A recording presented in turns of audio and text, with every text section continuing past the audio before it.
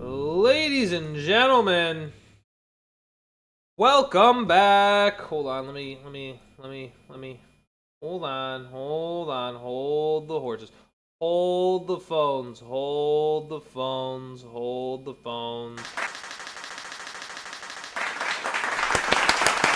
We're back. Oh, rapid fire of applause.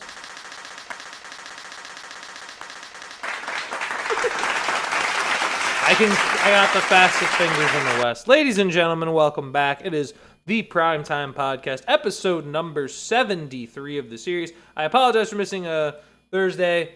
I was out doing some other stuff, and then I, of course, apologize for missing Monday because of work stuff. But we're back on a Tuesday for episode 73.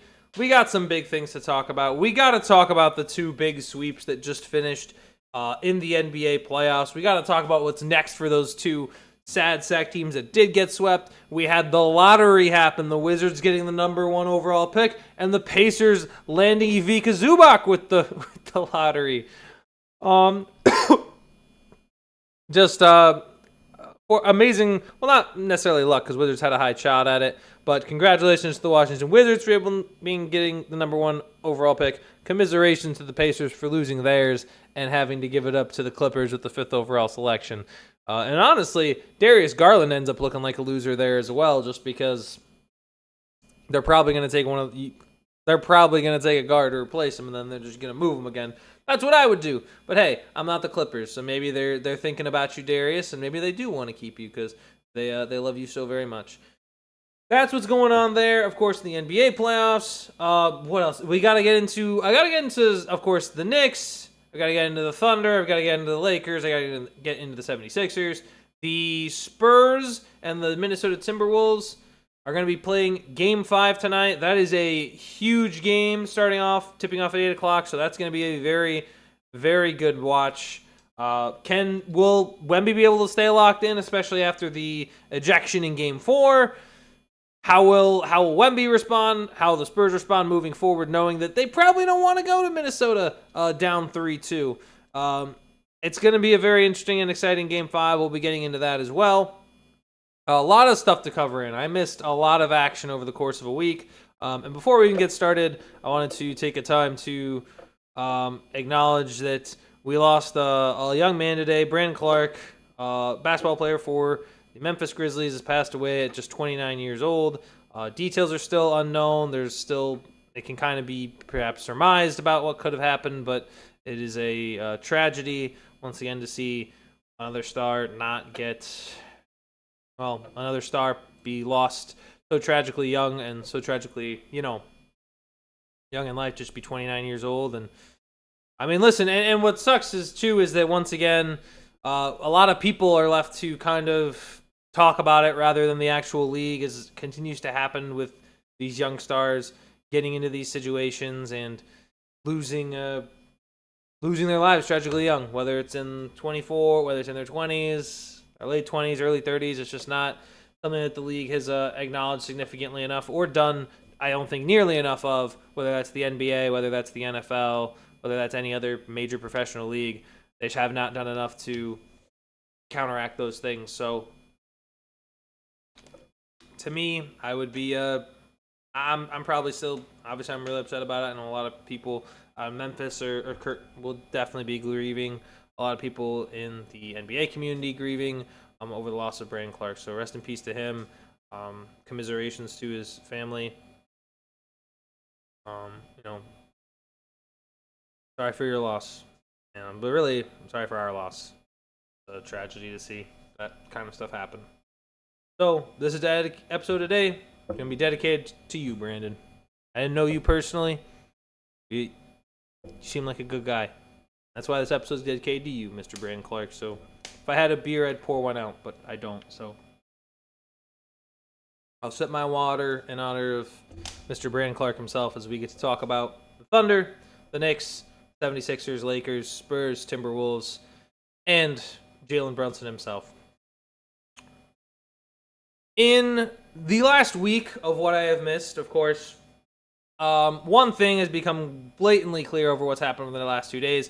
Last 7 days that I've missed, With the San Antonio Spurs in a series still with the Timberwolves, and with whatever the heck the Pistons and Cavs are doing, basically playing hacky sack, patty cake, Baker's man.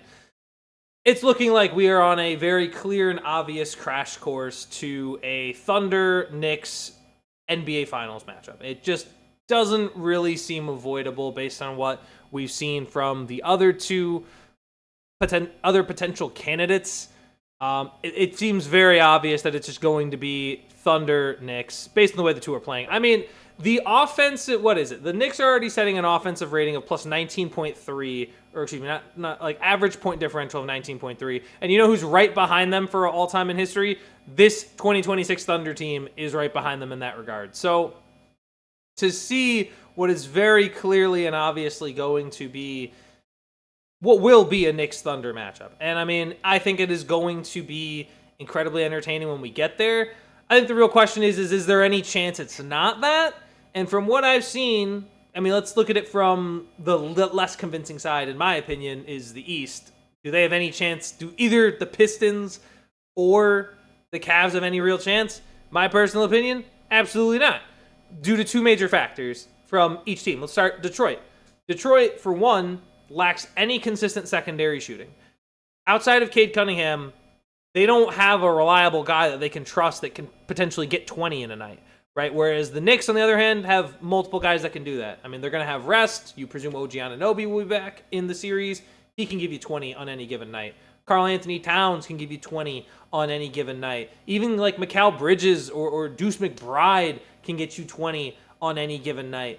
Those kind of high volume scorers. I mean, Deuce is like not the same level of like, say, like close to a Cat or a Jalen Brunson, obviously.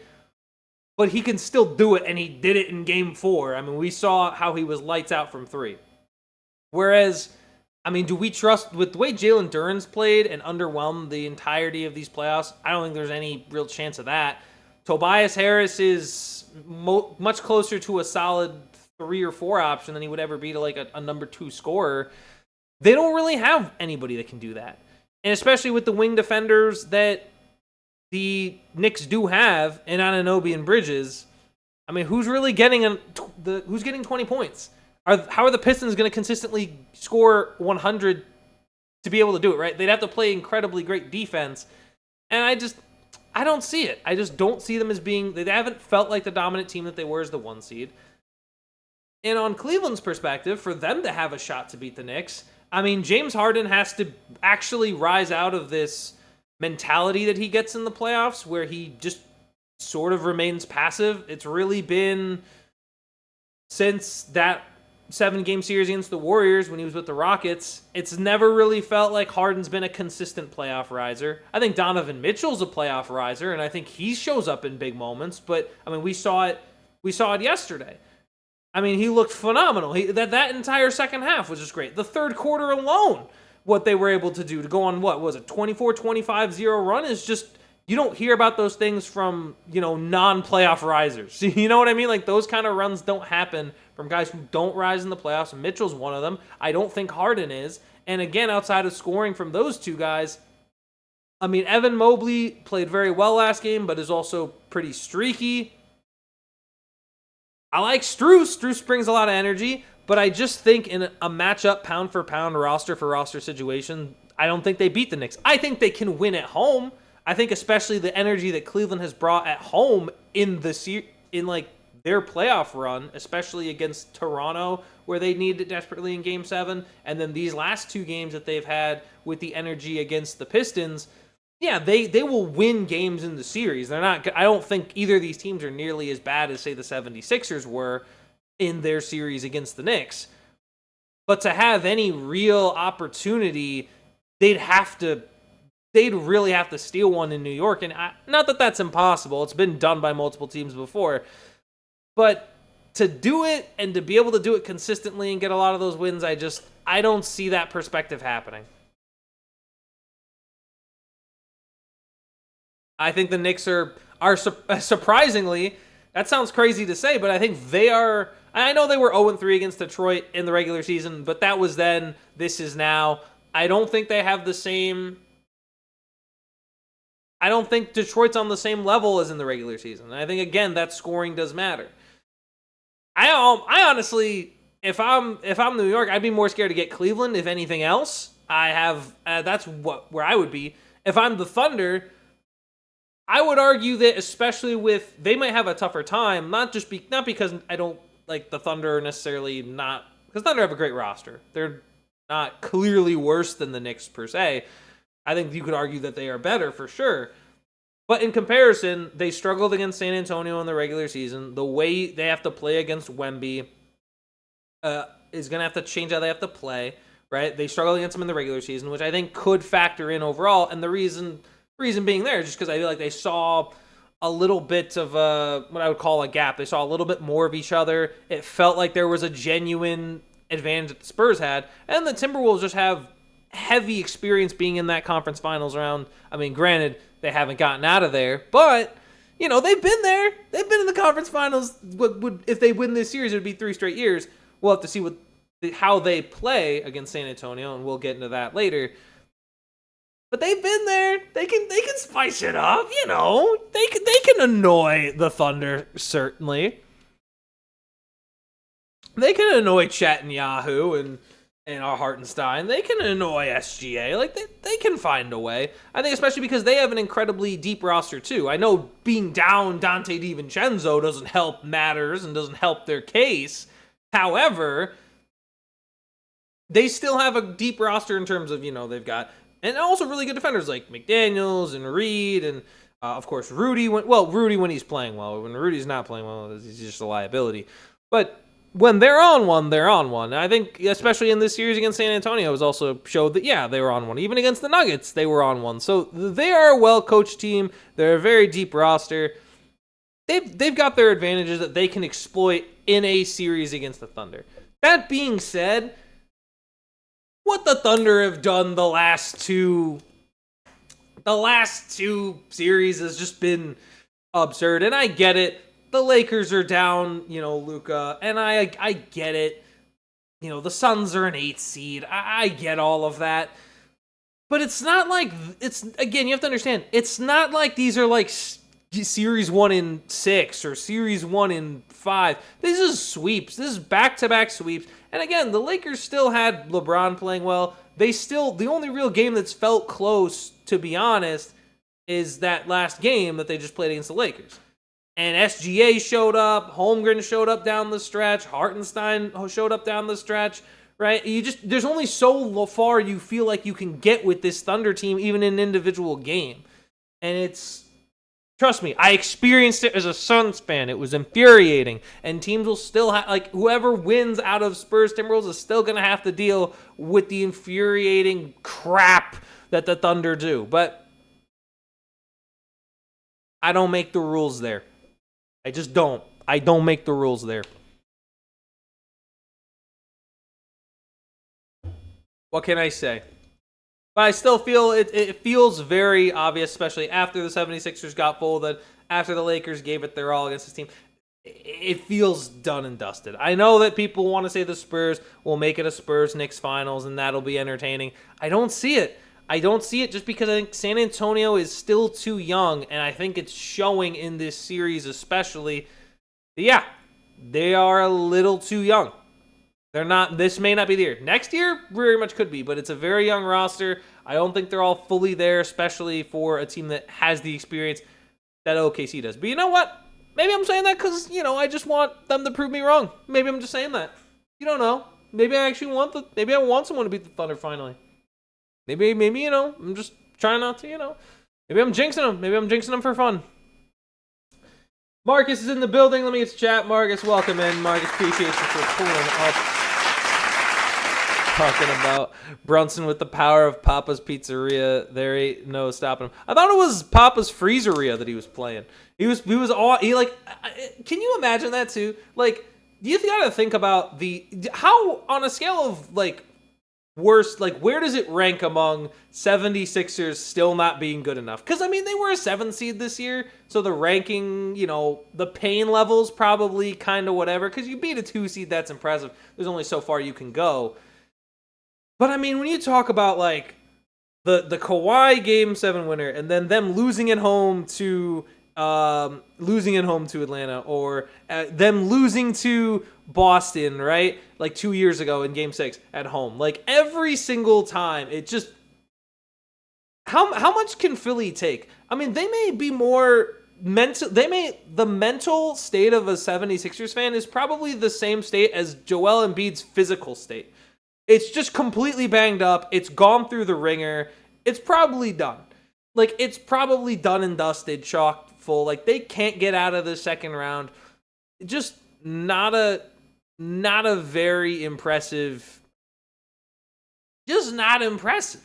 I mean, maybe not impressive, but I mean, whether it's health, whether it's you chalk it up to luck, whether it's just being underwhelming, whether it's just playing superior opponents, which was really what this series was for them against the Knicks. The Knicks were just the superior team. It just wasn't. Nobody denies that. You get swept. Clearly, a team is superior to you. It's just seemingly every single time. My goodness, how on earth do the 76ers just have this happen every year? And really, it's just the Joel Embiid cycle. And we'll get into that next. I got to talk about the two losers, but my goodness, for them to have what happened to have what happened to them again over and over. Like, can you feel you're a 76er fan. You're done. You're like, oh man, you get swept. You're already hurting, and then you got to find out that the star of the other team just went home and just hopped on Cool Math Games and just was bored. Man, that's whether it's intended to be disrespectful or not. It obviously isn't, but that's tough. That's tough to have. That's tough to have happen. Like, I would crash out a little bit, not a lot, but I'd crash out a little bit. Like, I'd be upset. I'd be upset a little. Mark's also saying them Sixers folded under pressure like David. Did they? You know what was funny? I watched the entirety of that series. Like, I watched Game 1, and then I watched Game 2. Watched Game 2, watched Game 3. I didn't watch much of Game 4. I watched Game 2 with a couple Knicks fans, and my gosh, and then, every once in a while, a Sixers fan would pop into the call. And I gotta say, it was hilarious to hear them talk about the whistle in that game, because apparently, I was kind of half watching, I was listening and also hearing them talk, and I would always miss when it would happen. But man, talking about the the whistle in that game too, Knicks fans were having it. Wow, imagine needing this whistle to even compete with us. Listen, I don't have a boiling hatred for the Knicks, but occasionally their fan base is a little much. Their fan base gets a little it's not, I gotta find the right word for it, because it's not a negative word. It's just a general state of mind.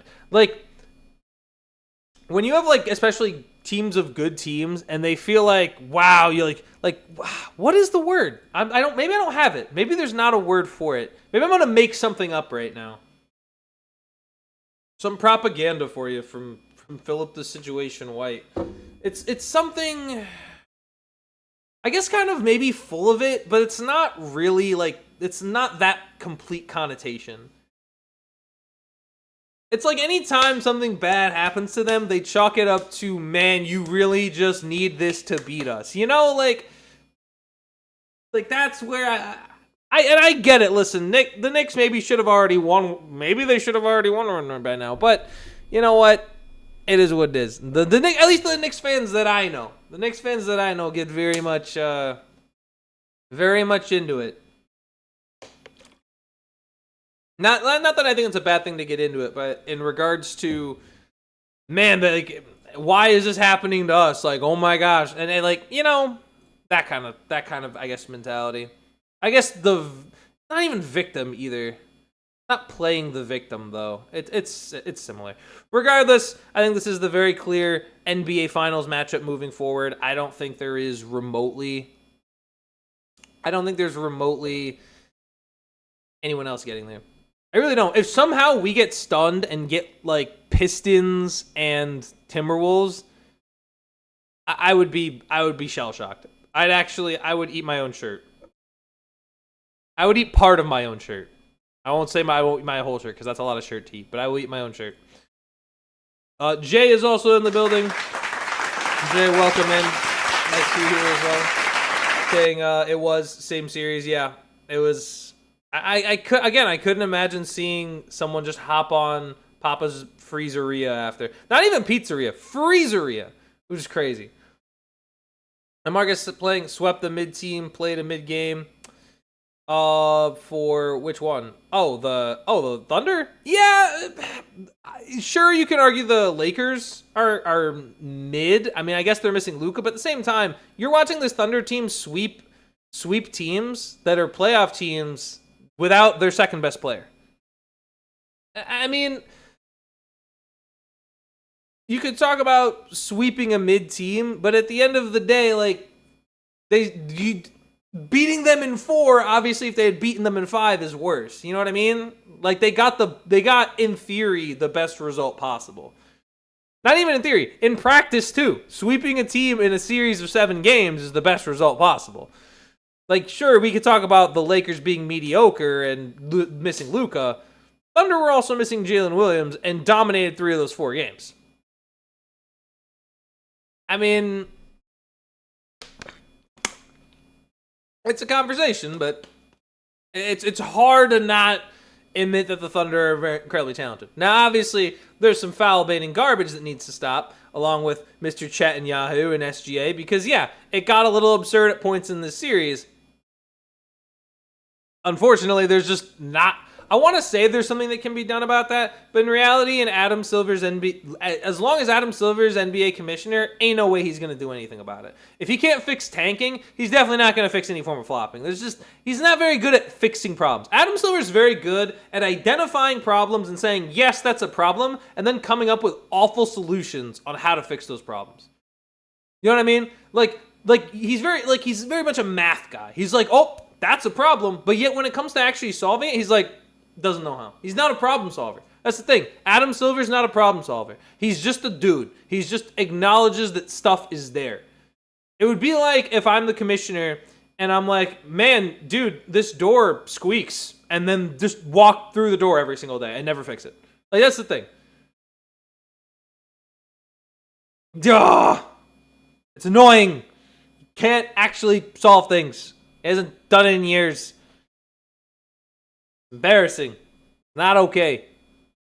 Or he also has those ideas that you might come up with when you and your buddies are like having a few drinks, you have like some crazy idea. Like that's Adam Silver. Adam Silver have like a crazy idea and then like he'll probably thought about it while like having a couple whiskey sours and thinking, this is a great idea. This will fix tanking in the NBA. And then he pitches it to like regular people and they all kind of look at him like he just pooped his pants. Like, huh? What? What'd you just say? Does that make sense? No, it doesn't make sense. It's bad. It's a bad idea. And again, and the worst part is, you know that there were people in the room that had to have looked at him and thought, this is a bad idea, but yet still approved it anyway. You know what? People working for Adam Silver, can you just do me a favor? Tell him he's a little bit wrong. Just a little bit, because it's not a good idea. So many people have acknowledged that it's a bad idea, whether it's his idea to solve all of his idea to solve tanking don't fundamentally work, but yet still wants to include the lottery. Like, stop it. You're not fixing tanking, you're just changing who's doing it. Dumb. Rant over. It's dumb. Now, past the Knicks and past the Thunder, we got to talk about what's next for the Philadelphia 76ers and the Los Angeles Lakers, because they have 2 very different paths forward. One is basically the same thing as last year. The other is potentially completely different for the other team. So I'll start with the less, not that it's not intriguing, but the more probably disappointing reality that team is going to have to face. The reality is the 76ers are going to have the same season they had this year that they will next year, in my opinion. Because when you look at Philadelphia after this year, congratulations to them, though. They did come back from a 3-1 deficit and beat the Boston Celtics at 2 seed. So that was impressive. Then they followed that up with a completely embarrassing performance against the New York Knicks in round 2 and got swept. Now, and again, remember, coming in, people thought this series would be competitive because the 76ers looked good at full strength. Were they? Was Joel Embiid fully healthy? Probably not. When is Joel Embiid ever fully healthy? The answer is never. He never is. And now he's claiming that, these knee issues are behind him and he's ready to come out for the beginning of the 2026 to 2027 season fully healthy and ready to go. No way. No way is that going to happen. I'm sorry, Joel. I just don't. It's not that I don't trust you. It's that I do not trust your body or the physicians looking at it. Just nothing can be trusted there. That being said, him and Paul George, this being Joel Embiid and Paul George. Paul George is a great very good two-way player despite his age. Embiid, incredibly talented when healthy, but when is he ever healthy? He's only played 96 games over 3 seasons. Not okay, not good enough, just not active enough. When you're talking about missing nearly 2/3 of the regular season, and then even in those 96 games, you're not even necessarily at your optimal playing level because you obviously know he's playing through pain again, right? So what's the deal is those two guys take up $200 million for Philadelphia. $200 million combined between the two. Now the good news, so you have young players who you have like Maxey and Edgecombe, you have very young guys that you can build your core around. But here's the problem. You can't build that core because you have guys like Embiid and Paul George who just take up too much money and can't be moved. They are the equivalent of foundational cement pillars that are crumbling, that are losing their, you can't remove the foundation that is actively crumbling because it is physically wedged into the ground. They cannot be moved off the 76ers. No one is going to be interested in taking up those massive contracts. Trying to get somebody to foster that trade is going to be next to impossible.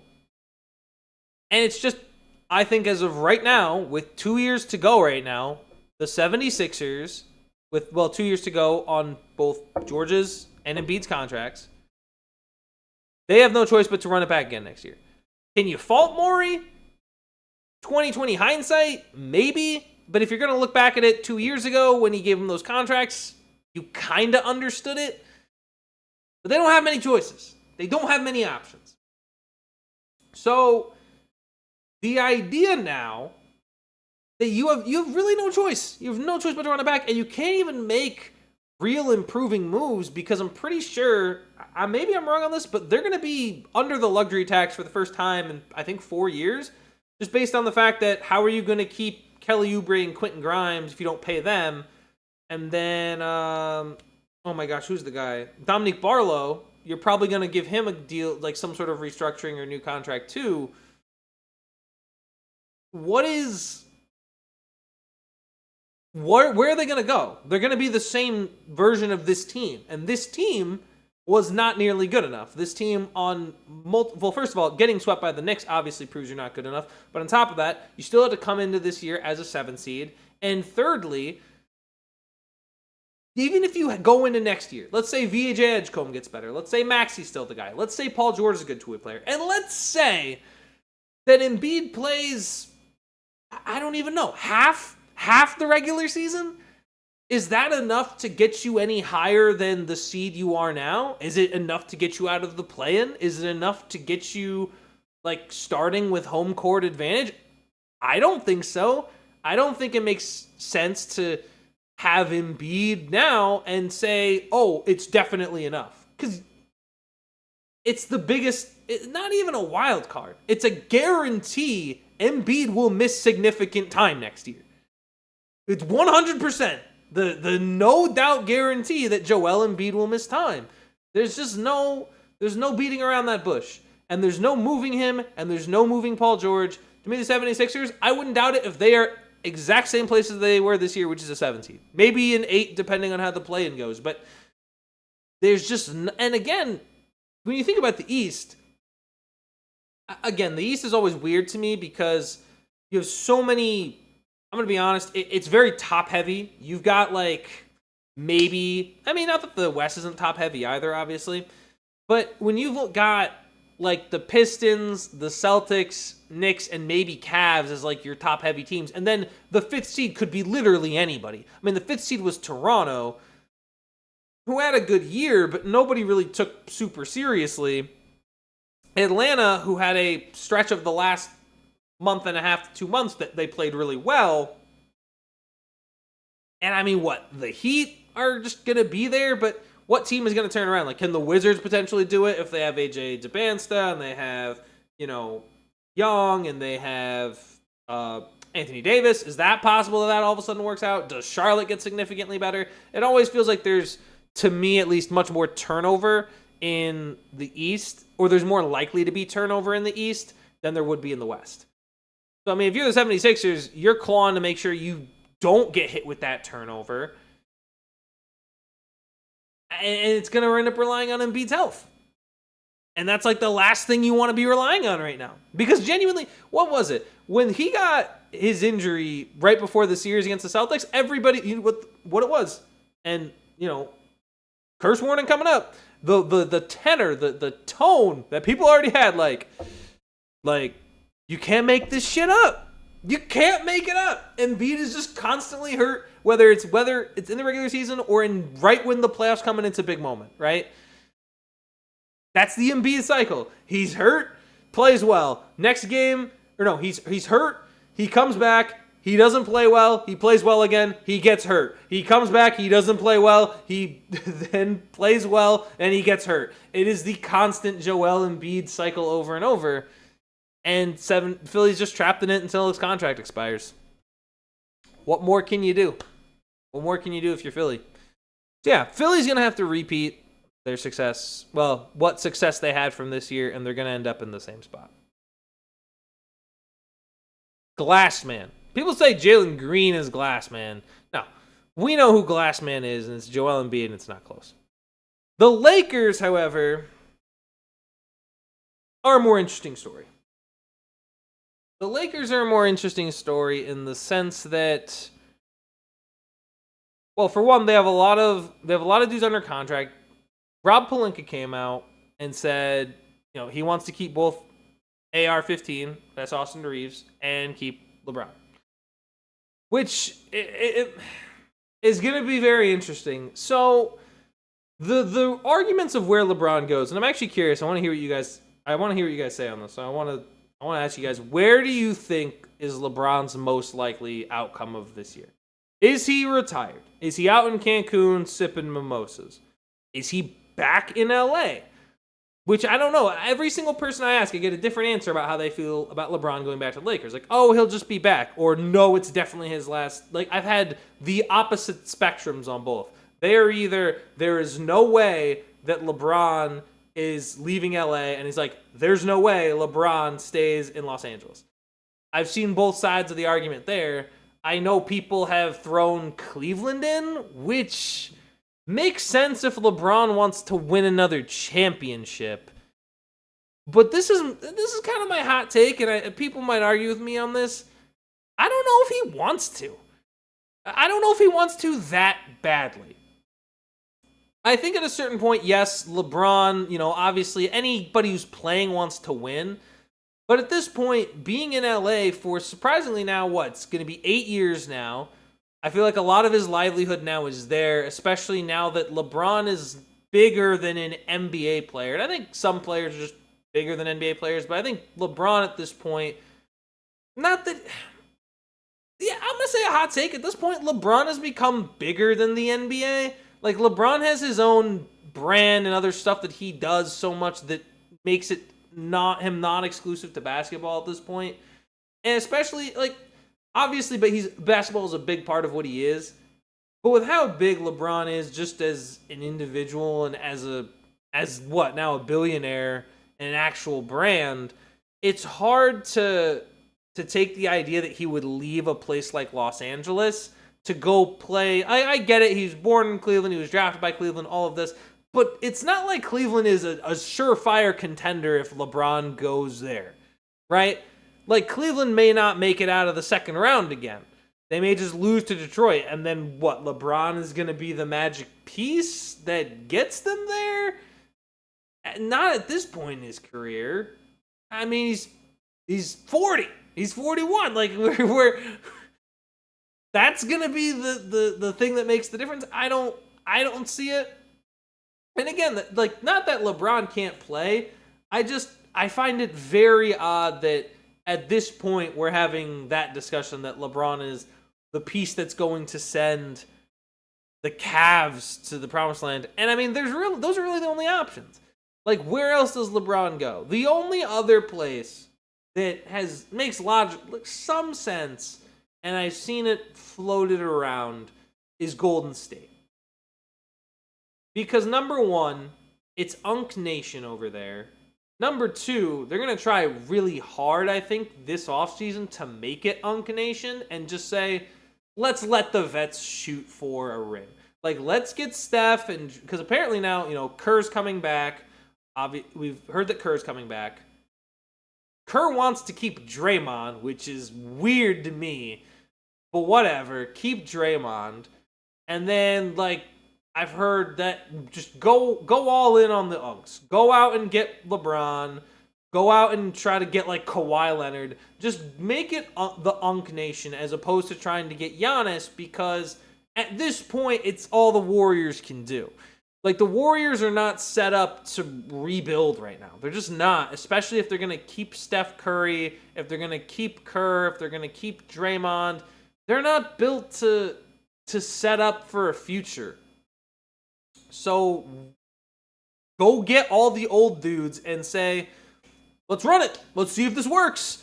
I don't think it will, just because ain't no way everybody plays the whole year. But that would be the only other option to me that would make logical sense for them. And it's the only other way I would see LeBron playing for someone that's not the Lakers or not the Cavs. There's also the retirement thing. There's also the retirement angle. But what's interesting to me, and this is, I don't know if this is more I'm not sure which sport this is the most common in, but I feel like retirement tours, generally speaking, are more common in the NBA than they are in, say, the NFL or the MLB. Or, it feels, because I've kind of, like, said this, like, for example, even with, like, GOAT all-time players, they have their, like, obviously it's with GOAT all-time players, right? Like, all-time, you got to be, like, top 20 to really get that kind of retirement tour arc. But with someone like, LeBron, I feel like he would mention that. I feel like he would have to mention that this is going to be his last year. This is going to be his last hoorah, right? I mean, in the NFL, I feel like it happens less by a significant degree. You kind of just know that they're getting close, but it's not considered a retirement tour. Maybe it's because they play all the teams. Like, you're guaranteed to see every team at least one more time, Maybe that's why it's closer to those, like, longer seasons, and I think with just baseball, there's just too many games for really to do a realistic retirement tour. It feels like the NBA season with about 82 sounds right. I don't know. I've found it, like, I've never thought about it to be weird until I'm thinking about it now. Because it does kind of feel odd. Like imagine right now if Chris Paul announces, like, well, and it probably is, but Chris Paul announces, oh yeah, this is my last year playing, and then his retirement tour absolutely sucks because he just gets cut by the Clippers. Like, I don't know. It's an interesting point of contention, but I think LeBron will still have one more year. The question is he stick around with the Lakers, or is he going to go to Cleveland? To me, it's the Lakers or bust. I am in the camp of Lakers or bust because I don't see any other option. And then as for the rest of the Lakers, I mean, but again, that's kind of the issue, right? Like, even if you bring back LeBron, how much better is this team next year? Like, who do they really go out and add? I've also seen some people just say, let LeBron do whatever, just don't re-sign him, and then just go trade for another superstar to pair with Luka, which makes sense. I mean, it's the Lakers. The Lakers thrive off stars. It's been that way for, I mean, pretty much forever. They just need stars, man. I mean, obviously with Giannis now being available, will they go after Giannis? That feels like they'll make an offer. They'll make some sort of offer. I don't know what they could really. Well, Giannis's trade value is probably also deflated since. So there's a very real chance, but we'll have to see what. But I think LA has a more reasonable free agency that they can tackle, whereas Philly just is kind of forced to make the moves that they have to make. They're not really in a very good spot right now. I don't know. We'll see where it goes. But I think Philly's going to end up being closer to that 7 seed again. I think the Lakers, honestly, the Lakers will probably be a similar seeding too. But at the very least, if Luka's able to stay healthy, if depending on what they do with LeBron, the Lakers could look very different. Whereas I feel like Philadelphia just doesn't have the fluidity to look much different next year. They don't have because I mean, LeBron's free agency decision is going to be a major swing point this upcoming offseason. So whereas the 76ers, I mean, we're not that concerned about what happens to Quentin Grimes. It's not that serious. All right. We talked about those sweeps. We got to get into tonight's game, none other than tonight's Game 5 with ya boys, the Victor Wembanyama, the elbow. That actually be we start calling Wemby the elbow. LB. Welby. Nah, it was terrible. I'm sorry I said that. We got our boy Wembanyama, and we got our boy here Nazareed, and it's gonna be an interesting Game 5 between the San Antonio Spurs and the Minnesota Timberwolves. This one's gonna. It could go either way. Based on what I've seen in this series, I truly think this game in particular could go either way. My question, I guess, well, for one, let's talk the Spurs, right? How's Wemby going to bounce back? What does Wemby need to do to make sure that he bounces back, he has a good game, more importantly, doesn't get ejected, which I don't think he will. Hopefully he doesn't get ejected again. But I mean, he was slinging bows against Nazareed. I see Marcus saying, "Throw them bows." He was slinging bows against Nazareed and company, and I like how also he was like acting like, "Really? I'm getting ejected for that?" Like he was like unfamiliar with the concept. I think Wemby's gonna need to have to be very aggressive in this game. I think that's just a must. I don't think he has a. I mean, he's got to play. Obviously, he has to play very well, but also he's at a point where. Like they have to start locking in a little bit. I think the Spurs in general, especially with their poor 3-point performance, at least in this series, they were much better from behind the arc against Portland. They haven't been as good against Minnesota. They've actually been worse than their regular season percentage by like 3% from 35 to 32, and especially very bad in comparison to their first series against Portland where they were at 41%. So that's where the issue lies. But I think it comes down to they don't have wiggle room anymore. They don't have wiggle room anymore against Minnesota, right? Like you're down. What is it? You're now down. You're tied 2-2. You win tonight. Obviously, you have a little bit of a cushion. But if you lose, that's kind of serious because if you lose to Minnesota and then have to go into Minnesota for a Game 6.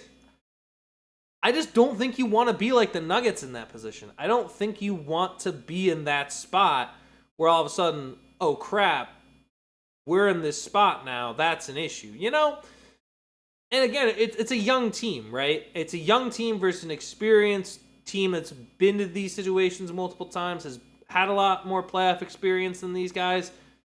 And there's going to be, I mean, it's going to be physical. It's going to be a tenacious game. Wemby's going to have to be very tenacious. Nazareed is also going to be, a factor as he certainly had an impact in Game 4, no doubt. He took an elbow on the chin and was able to, sway the outcome of the game as a result because of Wemby being out. But I have to say, this is.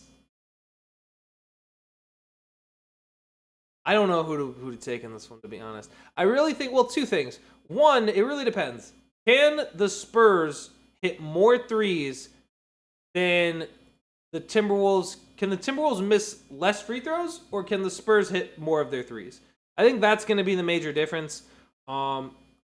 I understand that the Timberwolves have someone like Rudy, but to be honest, they are shooting, I want to say, 69% from free throw range. I think that was a stat I read earlier. 69%, which of course is lower than their mark. They haven't been particularly good at hitting free throws all year. They're hovering around 75, but that's much lower than what it was before, and especially over the course, especially in a series where you're being outscored in the series and you're not hitting those free throws, that's going to matter, right? And if that doesn't turn around, that's going to be an issue. I think I think it's going to matter. You can't just not hit your free throws. And if you're, say, the Spurs, listen, you either need to hit more of your threes or you need to have better shot selection, right? Because especially early on in the series, remember when we had that 0 of 8 from 3, right? That's kind of where you need to have some sort of mental recognition and realize, oh, shoot, I probably shouldn't always be hitting these threes. Maybe I should just take one, get a basket, get us started, and go from there. And I think that's where, I'd say that's where the Spurs should decline. Won't have that level of experience or that level of, feeling out the game.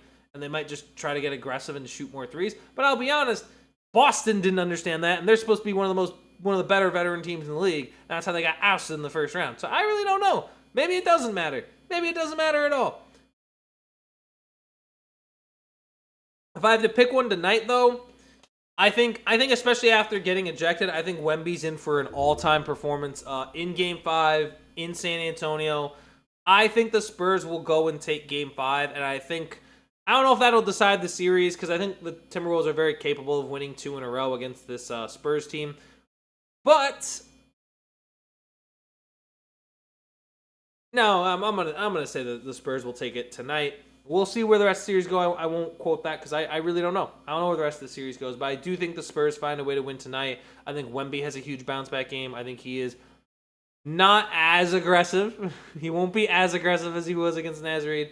But I think the part of it is that the Spurs are claiming that the Timberwolves have been a little physical, and maybe they have, but it's playoff basketball. The physicality is going to ramp up. The intensity is going to ramp up.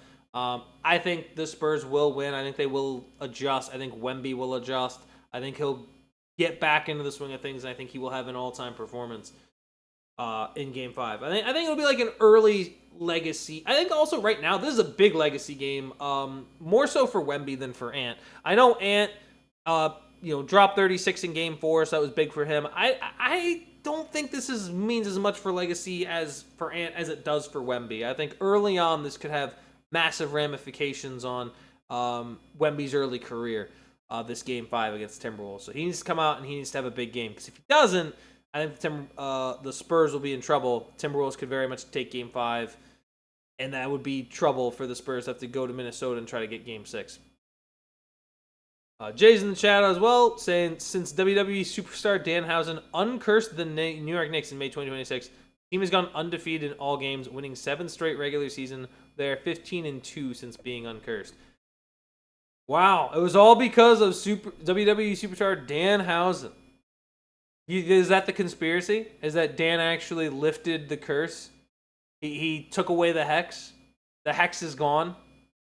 It's a shape. The hexagon. It disappeared. It's gone. That's actually that's an insane 15-2 is nuts. We'll have to see. Maybe they are officially uncursed.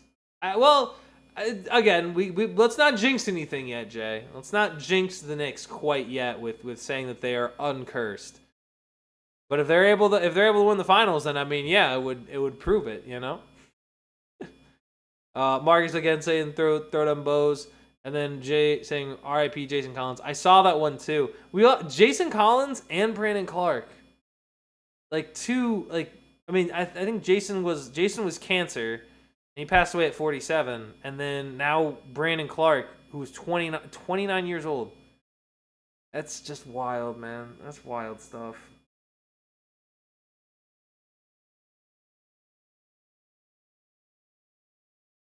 I mean, what else can you say at that point? 29 years old and just poof. Be gone.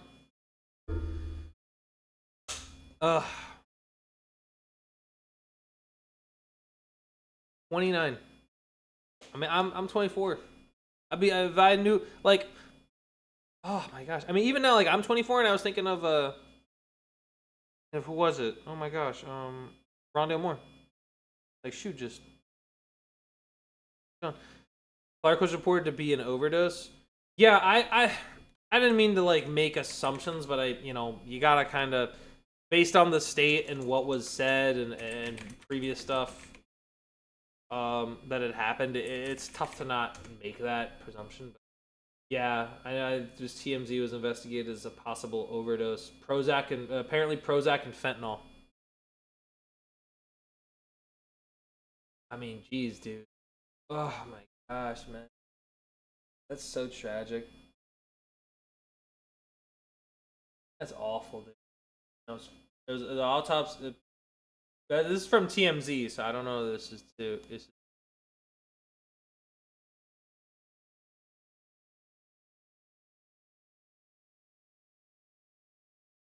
Yeah, that's. It was TMZ reporting it, so I don't know. Like sometimes TMZ gets their crap wrong, but I mean, geez, yeah. PNF. I mean, you would think at a certain point that we would do a better job of taking care of this stuff because I mean, obviously, bring Clark's death is tragic, obviously, but like he's not the only one. Like there's happens to a bunch of people. Crazy, like it's absurd. Collins was the first openly gay player in the NBA. I did hear about that. Yeah. When did Jason Collins was he the first? Was so he came out in during the NBA though, right? I thought I presumed he had. Was he gay after or before? Not that he wasn't gay during his playing time, but I'm just saying like in terms of, I guess in terms of did he come out when he was playing? That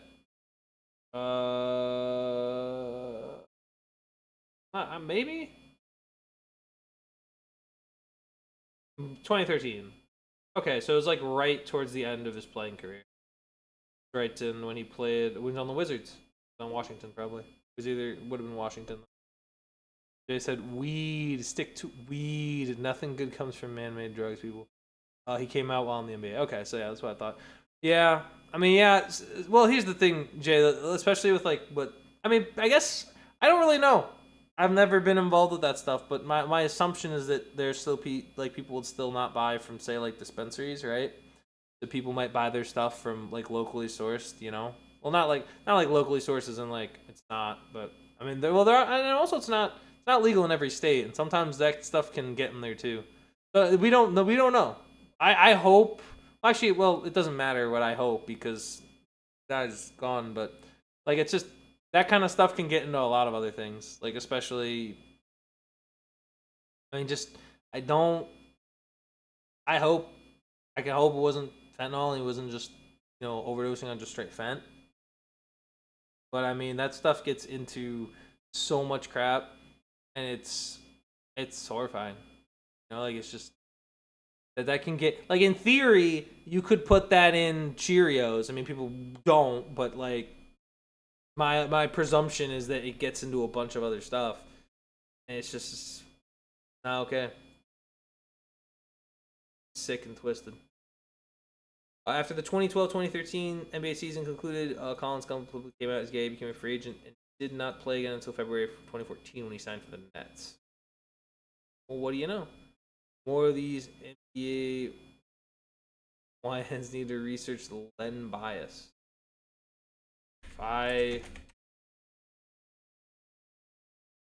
Len bias. Yeah, what was it? 1986. Yeah.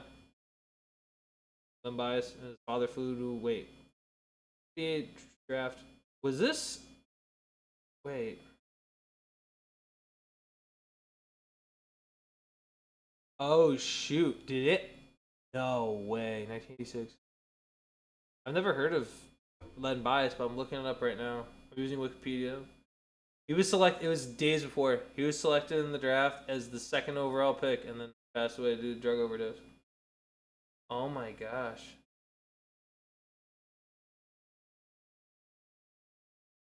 Left campus at approximately 2 a.m., drove to an off-campus gathering, and returned to his Washington Hall dormitory between 2:30 and 3 for the next 3 to 4 hours. Yep, they were snorting cocaine. And then he suffered a seizure. Collapsed while talking with his teammate. Holy crap, man. I mean, Jesus. You would think, right? You would think after so much stuff that has been talked about these things that you would hope that people would get it, right? You would think it would stick in their skulls that this is not something they should be doing, right? Like you would think at some point, and yet it never does, and it still happens. And then it's just like how is that not talked about more? How do people not bring that up like more? Like no one talk. I the first time I'd ever heard of that story. First time I'd ever heard of Len Bias. Bird would have retired if Len lived. Some say he was better than Jordan. Really? Wow. Grade 30 for 30 on him called Without Bias. Mark that down. I have like a list of stuff I need to watch, so I will add that to the list. Here. That's crazy.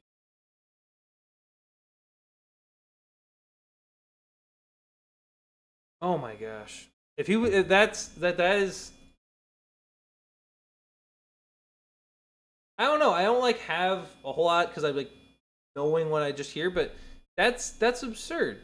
That is absurd that is a story that exists, and yet this stuff still happens, and yet we still don't do nearly enough to stop this stuff from happening. It just happens all the time. Where are we at right now? 57 minutes. I have one more thing I want to talk about before we get too off topic. I want to talk about one thing that is happening as a result of the New York Knicks beating the Philadelphia 76ers. It's about Jalen Brunson. Now, by no means am I a Jalen Brunson hater. I don't mean to say that because I don't feel like I am personally. I don't feel like I am a hater of Jalen Brunson. That being said, there's a lot of interesting discourse that is being talked about Jalen Brunson, at least amongst the Knicks fans that I know. Amongst the Knicks fans that I know, amongst basketball fans that I know, amongst people. And I need to reach an understanding. So right now, today, where Jalen Brunson ranks among New York Knicks all time, I don't really know. Because there's a lot of New York Knicks that I don't know, and I could probably get schooled by unks about the best New York Knicks of all time. Where Jalen Brunson ranks there is up for debate.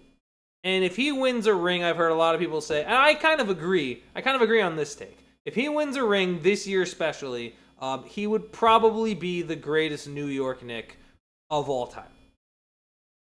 Which is interesting. It's an interesting take, but I think it rings fairly true. I think it's a fairly reasonable conclusion to come to. What I didn't have, and I've had people say this, that if Jalen Brunson wins a ring this year, he's not just the best New York Knick of all time, he's the top 20 player of all time. First off, no. Not even close. It's just not. I would say he's close. He would vault certainly into top 100. He vaults because what? I don't know. I hear these things sometimes, and it feels like it's rigged. Like I think Jalen Brunson is great, but the understanding that like right now, if Brunson wins a ring, I put him top 10 all time. Really, top 10 New York Knick or top 10 all time? Because if you're gonna put him top 10 all time for one ring, I got to tell you, that's nuts. I mean, listen, I can understand being hyped that a guy won, even if he won Finals MVP. Which I mean, if the Knicks won the series, it would probably have to go to him. But if we're talking about the New York Knicks winning a championship, Brunson gets vaulted into top 20 discussions of all time, like players, I think it's absurd because I know what the top 20 list looks like. Like, generally speaking, it's not, you can argue who's where, you can, have your hot takes, but generally speaking, there's an overall kind of consensus on top 20 players. And I got New York Knicks fans, and you can guess who the New York Knicks fan I know was who said it, but I'm going to sit here and say that's absurd. Top 20 for one ring is nuts. Now, obviously, he has a lot of his career to go. He's only going to be 30. He's going to have at least, I would say, I'll go even like highly optimistic and say like 7 great years. Presuming he plays at this high of a level, which he can. But top 20, even if he does do that, is nuts to me. Is absolutely wild and out. Because the understanding, first of all, let's scratch the surface. Right now, he's about to be 30 years old. He hasn't even made a first-team All-NBA. He hasn't gotten close to an MVP. And frankly, I don't know about anybody else, but if I'm going to be a top 20 player of all time, I think at some point in your career, you have had to have been the best player at your position of all time.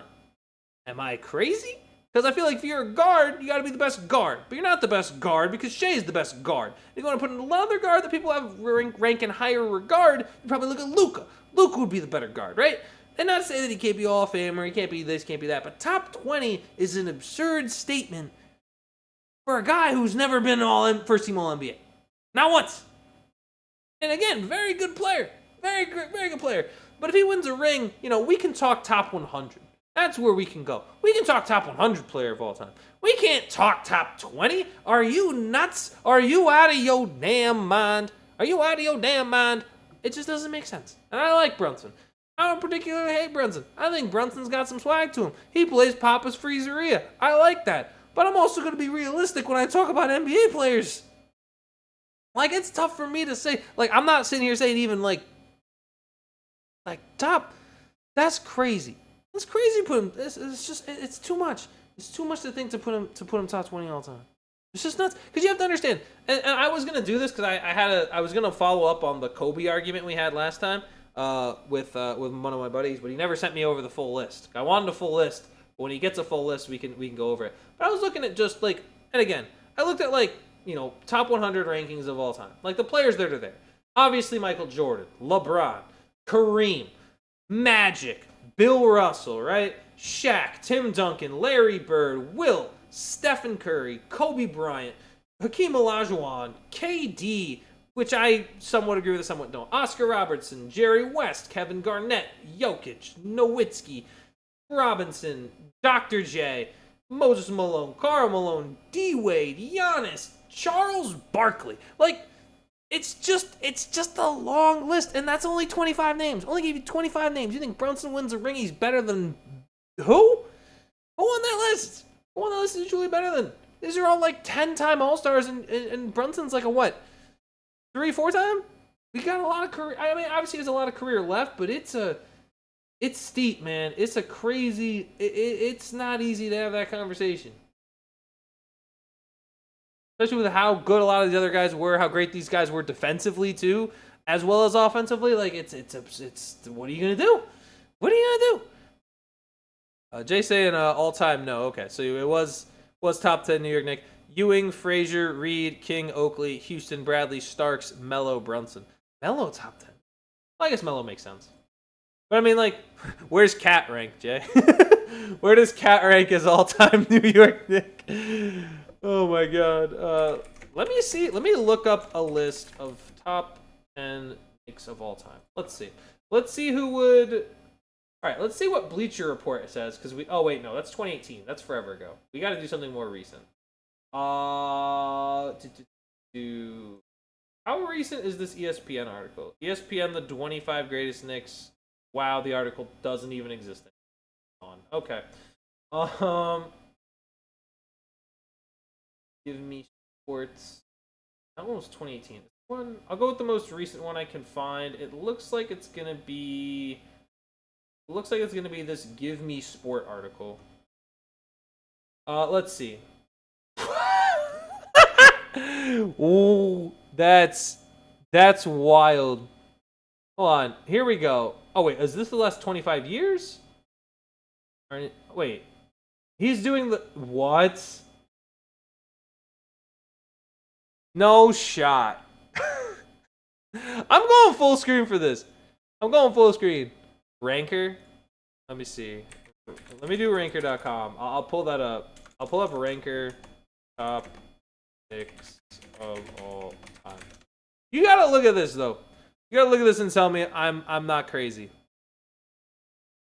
Hold on. You gotta tell me that I'm not insane.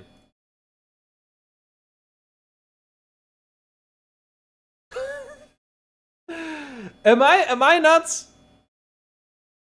Is that real? Julius Randle's the top 10 New York Knick. We're for real for that. That okay. This is give me sport. 9 is Allen Houston. They got Earl the Pearl Malone. Okay. Bernard King 7. Melo at 6. Dave Dub Big D. He spent more time with the Pistons. What? Jalen Brunson 4. Willis Reed 3. Walt Frazier 2, and then Ewing's 1. Okay. Wow. All right, let's go look at Ranker real quick though. 100 best New York Knicks. Yeah, Brunson at 5. Let's see if I can pull this up. So, dude, Charles Oakley 9, John Starks 10, Allen Houston 11, Bill Bradley 12, Bob McAdoo 13, Larry Johnson 14, Stoudemire 15, Dick Barnett at 19, Marcus Camby, Julius. See, this is what I'm talking about. This makes a little bit more sense, but that's 22nd. Jamal Crawford 24th, Nate Robinson 27th. Let's see where they have Cat. Porzingis is 30th. OG Anunoby's 32nd. Mitchell Robinson's... Wait, did I pass Cat?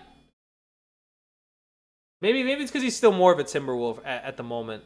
Randall was never top 10. Dubashare was a beast.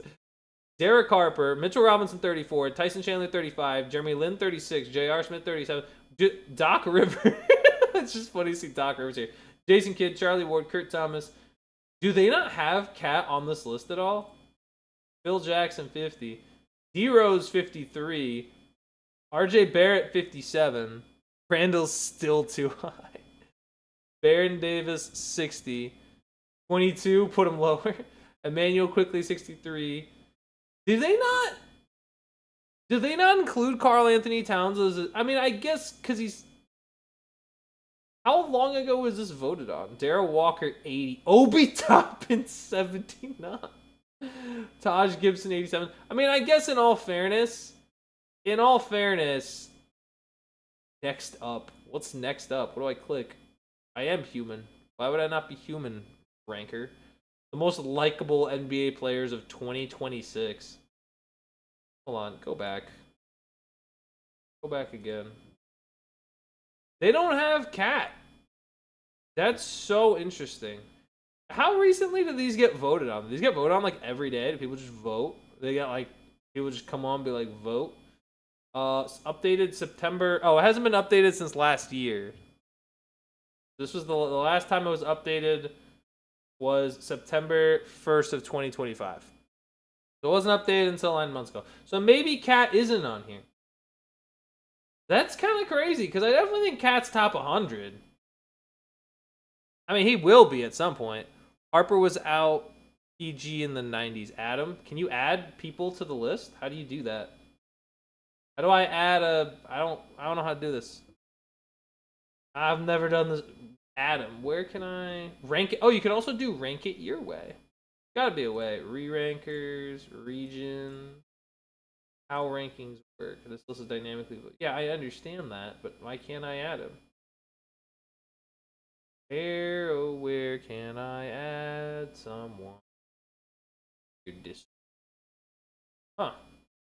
I'll figure out a way to add it, though, so we can get Carmelo Anthony's best teammates. They have a list for everything, really. They just have a list for everything. They'll have to add him especially if they win the chip, they'll probably have to add him this year. No, I would imagine so. You really can't add something on the ranker. I guess I'll just have to. I don't know. I'll have to figure it out. Cause I'm not sure. Maybe I'll have to ask. I'll have to ask them very nicely if they feel like they'll do it. I guess outside of that, that is all I have for this episode of Primetime Podcast. Episode number 73 in the books. We got to find out that Jalen Brunson is the 5th best New York Knick of all time, apparently. Well, we'll see if it changes if he gets to go up higher. But we'll never know. We'll have to do more ranker lists. I'll have to see. Maybe I should do like a refresh that Knicks list. Look what my vote did. Oh, okay, yeah, sure. Let me see what.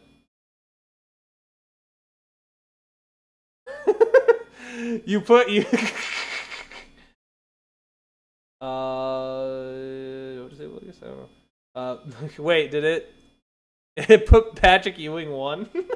That was the one difference. It switched. It straight up put Ewing back over Frazier. What is this? Can you check? Oh, I thought this was like where they ranked, like how long they stayed there. As far as that's not a feature. Did Julius Randle get rated lower? Oh no. I thought Julius Randle would have dropped too. That would have been funny. Just upvote everyone below him and then have it above him. Oh my gosh. Anyway. Alrighty. That's all I have for this one, guys. I'll do some more ranker stuff in the future. I might have to... Let me see where they have... Before I go... Let's see how they have Suns ranked. Let's see where they have Book. They have Book at 3. That kind of makes sense. Behind Chuck and Steve Nash. Yeah, I wouldn't put Steve Nash over him. Where do they have my boy DeAndre? They have Kevin Durant at 19. Get him lower. Get him lower. Get him lower. Oh my god. Maybe that's just how bad of it is. Cal Bridges 24. They gotta put Ayton on here somewhere. They're gonna put Ayton on here somewhere. He's gonna be a bum. And to be fair, he got us 37. They have DeAndre at 37. All right, man. I'm just gonna look at this. It's gonna make me mad. I gotta get going. It's been an excellent night. I gotta go watch Timberwolves Spurs. I gotta go make myself some dinner. I got some stuff to do. So I will see you guys next time. Appreciate y'all for tuning in. And I will see you guys actually probably Monday because I got to do some traveling. I'm visiting my grandma. My cousin's getting his Eagle Scout. So I got a busy week and a half, like weekend and then even pre-week. So it's going to be a big one. Randall's now number 23. Oh my gosh. Alrighty. I appreciate y'all. I will see y'all next week on Monday. Hopefully, I think the series should be wrapped up by then. We'll be into the conference semis. So we'll be able to talk about all that. Or not the conference semis, the conference finals. Rather, we're in the conference semis right now. I'll be talking conference finals.